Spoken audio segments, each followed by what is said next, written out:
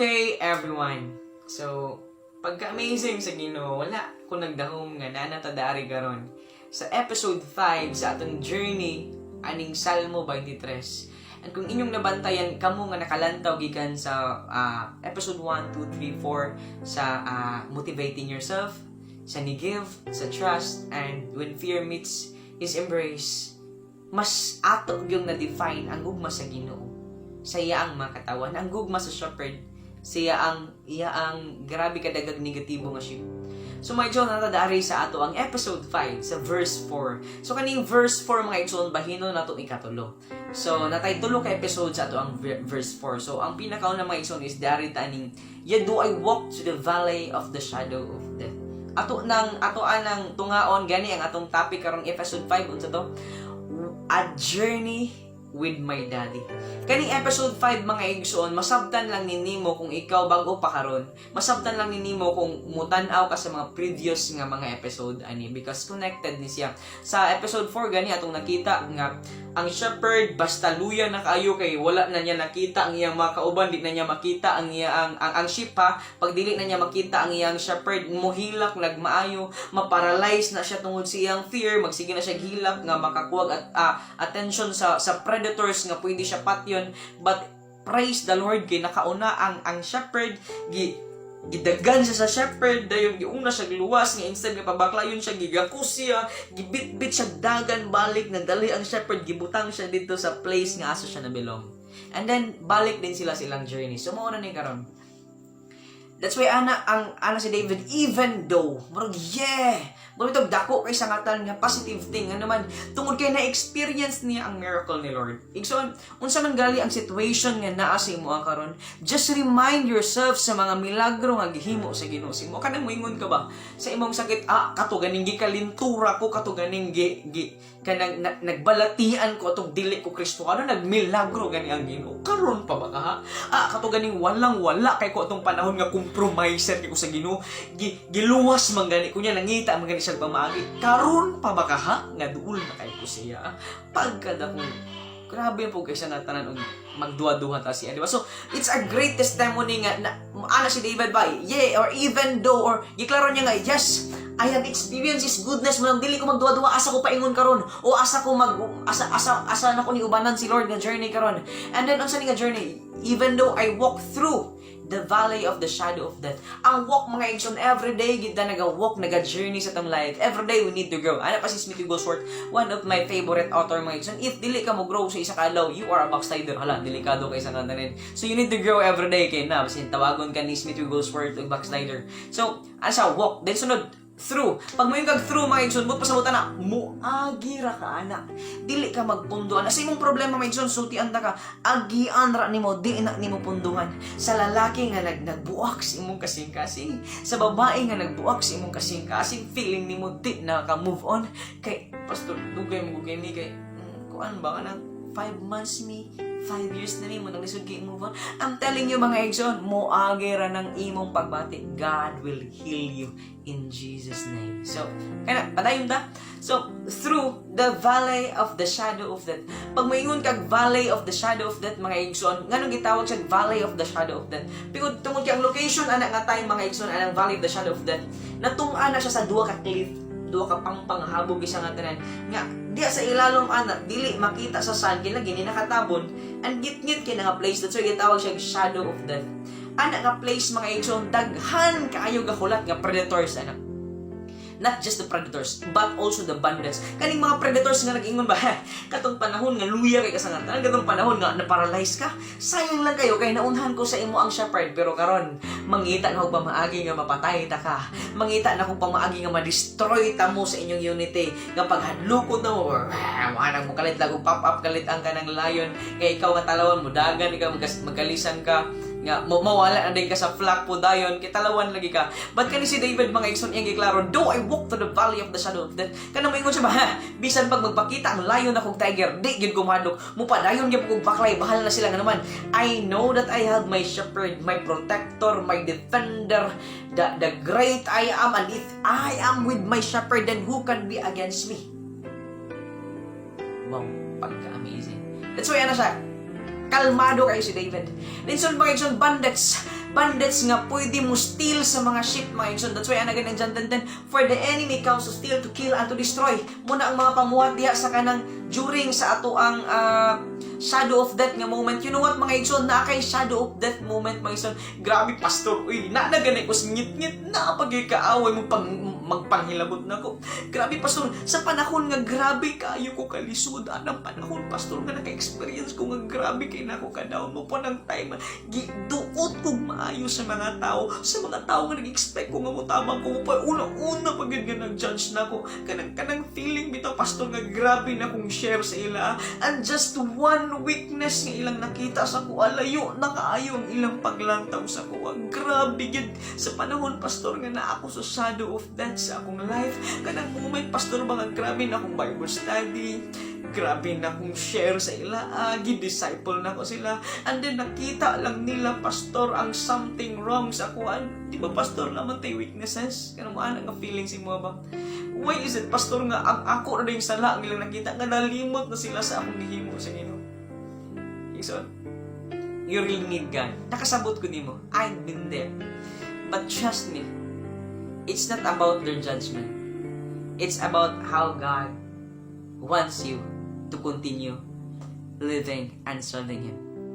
Because if ikaw na nga tao nga nasakitan kay kasangatanan silang judgment, basi nalimot ka nga imong gibuhatan ng dili para sa ila, para man siya. Kung gi-judge ka nila, padayon. Ano man, dili sila ang final mo judge nimo. Si God ra gyud ang nasayon. Na padayon ta. Sultian ta, padayon na. Para ni si mo. Kung ikaw nga naminaw ani, para ni si mo. I know unsa na klase nga pain. So padayon ta. Even though I walk through the shadow, kaning shadow. Pangwingag shadow, mga igsoon, that is just an illustration or more of representation sa tinuod, pero dili na tinuod. Pagwingag shadow of a tiger, mga igsoon, shadow lang na, pero dili na tinuod yung tiger. Diba? Kay shadow naman sa tiger. Shadow of a man na nagrepresent tag man, pero di na tinuod nga man. So David wants to tell you, mga igsoon, nga nganong dili siya mahadlok kaning shadow of death. Nga naman shadow ra na sa death, pero dili na makapatay. Kanang ginasultis kaaway sa imo, shadow ra na, pero dili na makatandog sa gugmas nimo sa Ginoo. Kanang ginasultis kaaway sa imo nga pagbackslide na, shadow ra na, pero dili na makapahilayo kanimo sa gugmas sa Ginoo. Nothing could separate you from the hand of God. Pagkanindot, you need to remind yourself, mga igsoon, that those are just shadows, representations of not real, of daily truth, just a illustration or just an illusion, mga igsoon, but never been a reality. Di na siya pwede may mong tinuod. That's why katawi ang sutis kaaway nga numan, dili na tinuod na. Tuuhi ang Ginoo. That's why ana si Lord, speak the truth, live by the truth, walk with the truth. Pagkanindot. So kana sunod, shadow of death, though I walk through the valley of the shadow of death. So padayon ta sa journey. Ana sila nga after daw sa valley, mga igsoon, is gitawag nga mountains of blessings. Ano ganahan na to? Pero what if, pastor, dili mountains of blessings, pastor?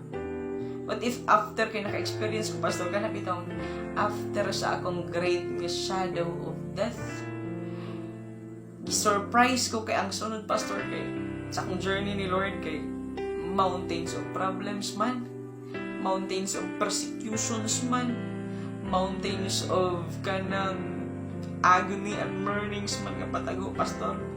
I'm telling you, just continue.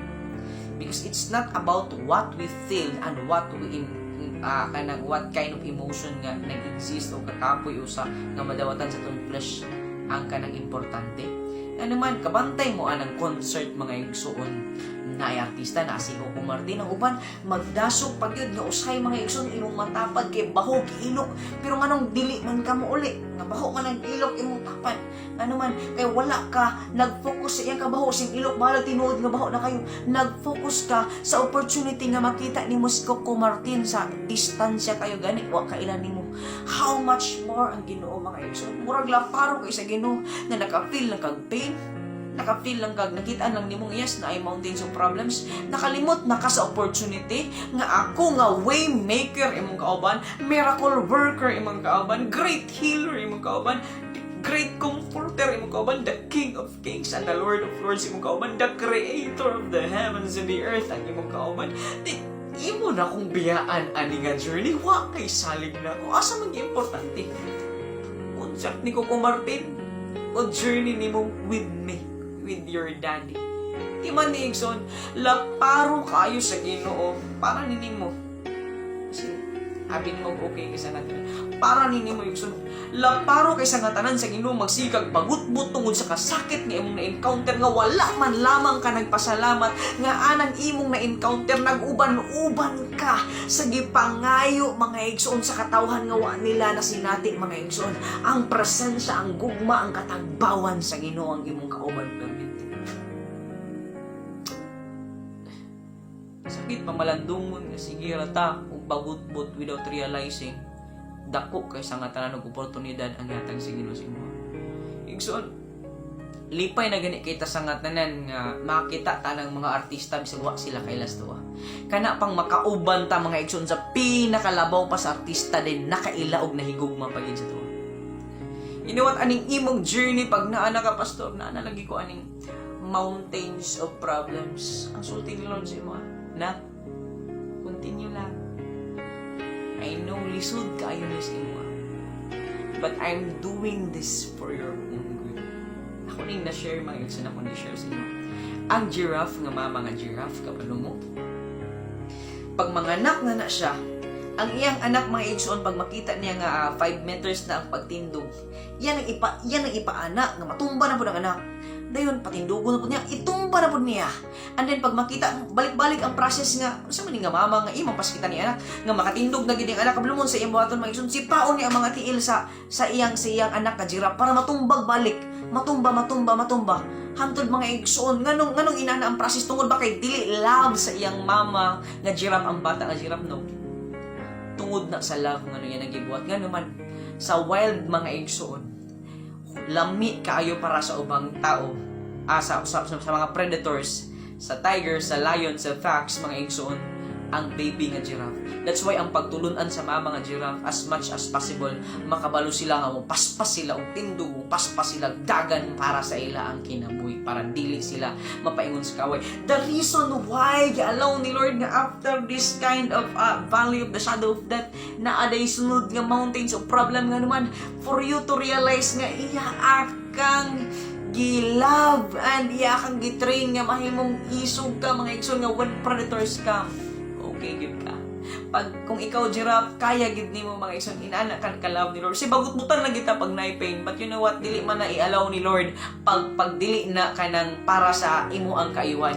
And after that mga Igsoon, you know what, aning mountain mga Igsoon. If you are in the mountain of problems karon, nagsaka na ka from the shadow of death mga Igsoon. Again, this is a journey with our Daddy. Pag si Daddy gani imong kauban, dili jud ka niya pasagdan, paingon jud ka mga Igsoon sa nindot niyang mga pagtulunan sa kinabuhi. Nagitawag mga Igsoon sa study nga snake line. Kani nga place mga Igsoon, bukid kayo ni siya. Kana nga snake line nga place mga Igsoon, that's the place where the snakes cannot come. Nga naman, ana nga place dili na makaginawa ang snake. Dili na sila kaginhawa. That's why wala gi snake anang place nga snake line. Tumoy-tumoy na sa bukid na isa ka place ana. And God wants you to be there. Kana bitong the reason why ipagbaklay anang kapoy kisa nga tanan mga Igsoon nga journey nga naman gusto niya nga ang anak mapaingon sa snake line nga place, a place where no venomous attacks of the enemy can enter into your life, a place mga Igsoon where you and your daddy lang yun pagkaanindot.